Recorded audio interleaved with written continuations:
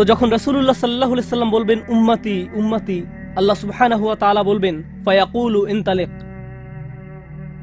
এগিয়ে যাও, ফাআখরিজ মিনহা মান কানা ফি কলবিহি মিসকালা শাঈরাতিন মিন ঈমান, মনোযোগ দিয়ে শুনুন, যাও এখান থেকে বের করে নাও যাদের অন্তরে ঈমান আছে, এমনকি এখানে শারিয়া মানে বার্লি দানা, যা সামান্য একটু লম্বা হয়, যাদের অন্তরে এতটুকু পরিমাণ ঈমানও আছে, যে কোনো ঈমান যদি তাদের অন্তরে থেকে থাকে তাহলে তাদেরকে বের করে নাও। আপনি এগিয়ে যান এবং বের করে নিন। দৃশ্যপটটি কল্পনা করুন, রাসূলুল্লাহ সাল্লাল্লাহু আলাইহি সাল্লাম মানুষকে রাখছেন, যাও যাও যাও, তিনি তাদেরকে সরিয়ে নিচ্ছেন। কিছু মানুষকে নিয়ে যাওয়ার পর ফেরেশতারা থামিয়ে দিলেন, কারণ কারো কারো ঈমান এর চেয়েও ছোট। সামান্য পরিমাণ ঈমান বলতে আসলে কি বোঝায়? কেউ একজন হারাম কোনো কাজে যুক্ত ছিল, সে ভয়ানক কিছু একটা করছিল, কাজটা করে ফেলার পর তার মনে অনুশোচনা জাগ্রত হলো, তার ভেতর থেকে কিছু একটা বলছে এটা খারাপ কাজ, আমার এটা করা উচিত নয়, আল্লাহ আমাকে এটা সম্পর্কে জিজ্ঞাসা করবেন। তারপর কোনো একভাবে তার এই চিন্তাটাকে সে দমিয়ে দিল, থাক এখন চিন্তা করার দরকার নেই। কিন্তু পরবর্তীতে সে আল্লাহর কাছে দোয়া করে বলল, ইয়া আল্লাহ, আমি জানি না কিভাবে এই কুঅভ্যাস থেকে বাঁচব, আমাকে এর থেকে মুক্তি দিন। আমি চাই না এটা আমার জীবনে আর ঘটুক, কিন্তু তবু আমি এটাতে আটকা পড়ে আছি। অতি ক্ষুদ্র ঈমান তার ভেতর থেকে চিৎকার করছে, অন্য কেউ এটা শুনতে পারছে না, তার অন্তর এটা শুনছে। আর আল্লাহ আজ্জা জাল্লা বলছেন, তারা যদি এতটুকু ঈমানও দেখাতে পারে, আপনি এগিয়ে যান, তাদেরকে বের করে নিয়ে আসুন, আপনি তাদেরকে বের করে নিয়ে আসুন। আর তিনি যখন এভাবে মানুষদেরকে বের করে নিয়ে আসবেন, তখন ফেরেশতারা একসময় থামিয়ে দিবেন, কারণ অনেক মানুষের অন্তরে এতটুকু ঈমানও নেই, সামান্য অনুতাপটুকু তাদের অন্তরে ছিল না।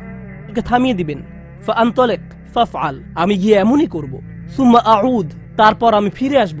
অর্থাৎ ফেরেশতারা থামিয়ে দিবে, আর অন্য মানুষেরা সেখানে কাঁদতে থাকবে, আমাদের কি হবে, আমাদের কি হবে। তারপর রাসূলুল্লাহ সাল্লাল্লাহু আলাইহি সাল্লাম ফেরত আসবেন, ফাআহমাদাহু বিতিলকাল মাহামিদ, অতঃপর আমি পুনরায় সেসব প্রশংসা বাক্য দ্বারা আল্লাহর প্রশংসা করব। লক্ষ্য করুন, প্রথমবার তিনি প্রার্থনা করার জন্য অনুমতি চেয়েছিলেন, তাই না? দ্বিতীয়বারের বেলায় অনুমতির কোনো উল্লেখ নেই। লক্ষ্য করেছেন, তিনি আসলে সাথে সাথে আল্লাহর প্রশংসা করা শুরু করবেন। আল্লাহ কি তাকে এমনটি করতে বলেছেন? না, এটা হলো নিজ উম্মতের প্রতি তার অপরিসীম ভালোবাসার বহিঃপ্রকাশ। তিনি আবারও আল্লাহর প্রশংসা করা শুরু করবেন, এই আশায় যে আল্লাহ তাকে অটোমেটিক অনুমতি দিবেন। সুম্মা আখিরু লাহু সাজিদান, আর সিজদায় পড়ে যাব। ফায়াকুলু ইয়া মুহাম্মদ, আমাকে বলা হবে, হে মুহাম্মদ, ইরফা রাসাকা, তোমার মাথা উঠাও। কুল ইউসমা আলাকা, বলো তোমার কথা শোনা হবে। ওয়াসাল তুতা, চাও তোমাকে আবার দেওয়া হবে। ওয়াশফা তুশাফা, সুপারিশ করো, সুপারিশ গ্রহণ করা হবে। তোমাকে সুযোগ দেওয়া হবে তাদেরকে বের করে নেয়ার, তোমাকে তাদের জন্য সুপারিশ করার সুযোগ দেওয়া হবে। ফাআকুলু ইয়া রব উম্মতি উম্মতি, আমি তখন বলবো, হে আমার রব, আমার উম্মত, আমার উম্মত। তিনি তো ইতোমধ্যে অল্প ঈমানের অধিকারীদেরকে বের করে নিয়েছেন। ফায়াকুলু ইনতালিক, এরপর আল্লাহ বলবেন, এগিয়ে যাও। ফাআখরিজ মিনহা মান কানা ফি কলবিহি মিসকালা যাররাতিন আও খারদালাতিন মিন ঈমান, তোমাকে সুযোগ দেওয়া হবে তাদেরকে বের করে নেয়ার, সুপারিশ গ্রহণ করা হবে। যাদের অন্তরে এক বিন্দু পরিমাণ ঈমান আছে, বালির দানা নয়, বালির দানা তো এতটুকু লম্বা, বরং বিন্দু পরিমাণ। খারদালা মানে সরিষার দানা, অতি ক্ষুদ্র বিন্দুর মতো। আর যখন আল্লাহ বলছেন এর ওজনের মতো, বর্তমানে আমাদের কাছে ডিজিটাল ওজন মাপার যন্ত্র আছে, আগের দিনে পাল্লা ছিল, তাই আপনি যখন এক মুষ্টি চাল এক পাল্লায় রাখতেন, সেটা হয়তো তেমন একটা ঝুঁকতো না। যদি একটু বেশি করে চাল রাখতেন, তখন একটু ঝুঁকতো। এখন ডিজিটাল ওজন মাপার যন্ত্র দিয়ে গ্রাম, কিলোগ্রাম মাপা হয়।